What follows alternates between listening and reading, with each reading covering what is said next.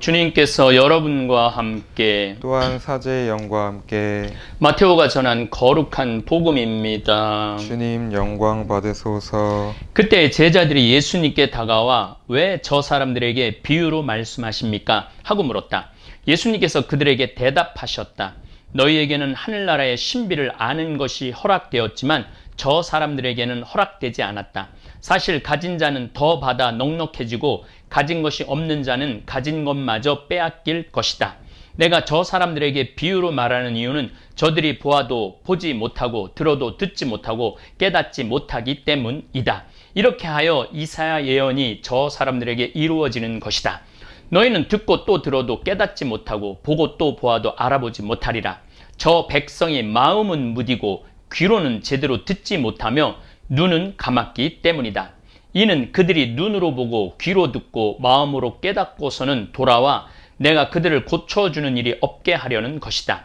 그러나 너희의 눈은 볼 수 있으니 행복하고 너희의 귀는 들을 수 있으니 행복하다. 내가 진실로 너희에게 말한다. 많은 예언자와 의인이 너희가 본 것을 보고자 갈망하였지만 보지 못하였고 너희가 듣는 것을 듣고자 갈망하였지만 듣지 못하였다. 주님의 말씀입니다. 그리스도님 참미합니다.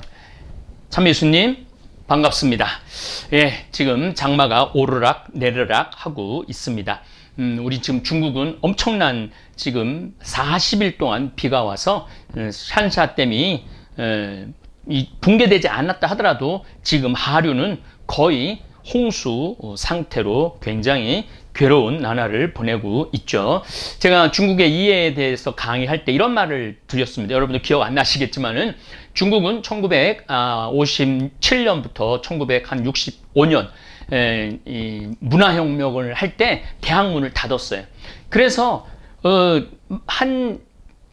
지금 60대 제 나이 요 세대들이 거의 학교 교육을 못 받았어요. 윤리 교육을 받지 못했습니다. 그래서 그들이 주도하는, 그들이 갖고 나가는 중국 본토는 많은 문제점이 있을 수밖에 없다는 말씀을 드렸습니다. 그 결과를 지금 중국이 톡톡히 겪고 있는 것이죠.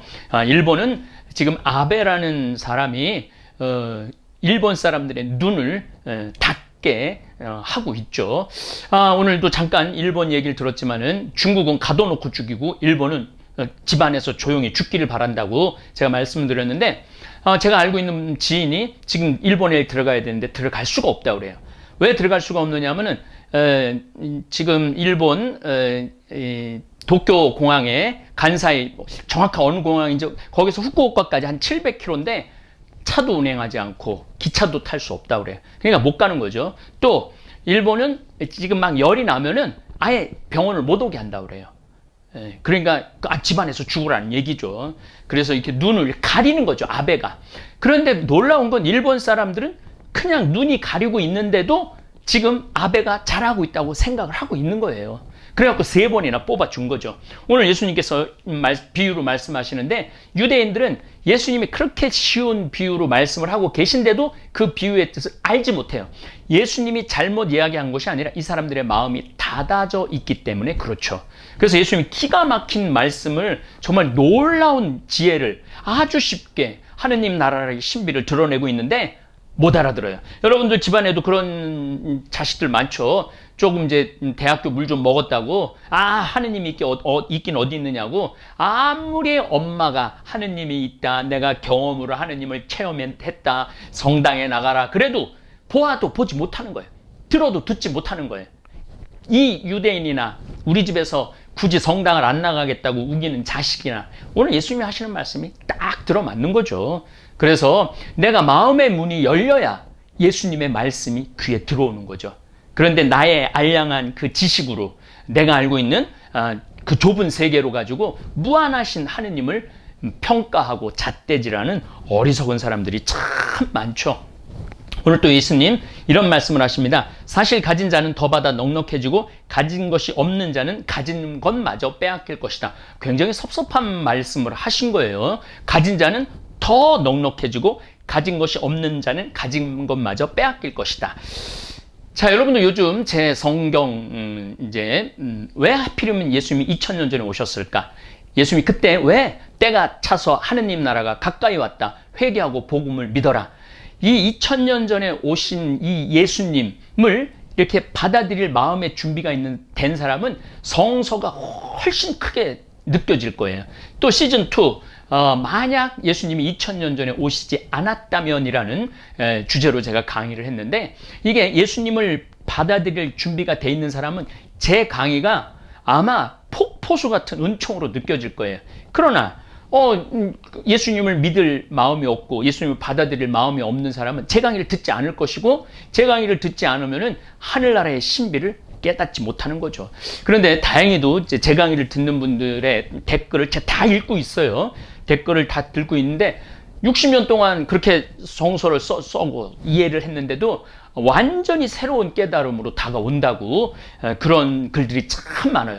그리고 이렇게 세계사 공부가, 문명사 공부가, 성서 공부가 이렇게 흥미로운지 모르겠다고, 얼마나 기쁜지 모르겠다고. 그래서 3번 반복해서 본다고 그러는데, 바로 이분들이 가진 자는 더 받아 넉넉해지고, 이제 신부님 무슨 뭘 한다고 그래? 그 신부가 성서를 아는 거지. 무슨 이집트 문명, 그 다음에 무슨 문자, 쐐기 문자, 상형 문자, 그런 거 신부가 알긴 얼마나 알아? 그래봤자 신부지. 그러면은 가진 것이 점점 없어지는 거죠. 가진 것마저 빼앗길 것이라는 말씀. 내 마음의 그릇이 크게 지금 준비되어 있으면 여러분들은 많이 받을 거예요. 근데 내 마음의 그릇이 항상 비난이야. 그리고 판단이고, 이런 마음을 가지고 있으면 점점 쪼그라들고 나중에는 정말 편협한 사람이 될 수 있다는 이야기입니다. 또 저는 이 가진 자는 더 받아 넉넉해지고 가진 것이 없는 자는 가진 것마저 빼앗길 것이라는 이 말씀에 저는 삶으로 체험하고, 사제의 삶으로 체험하는 신부예요. 제가 막달레나 어저께 말씀을 드렸죠.